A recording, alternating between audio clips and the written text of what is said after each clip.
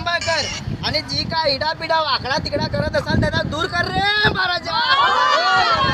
कोणी काय कोणावर वाकडा तिकडा केला असेल तर त्याला बाहेरच्या बाहेर चालवू दे रे महाराजा.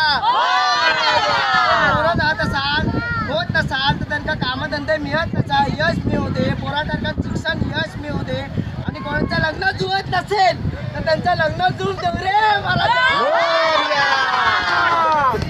तेव्हा महाराजा आज जो काय महाराजाचा दुष्काळ पडला तो त्याचा नाय नटका कर रे महाराजा. दृष्टीने भरभरून पाणी दे रे महाराजा.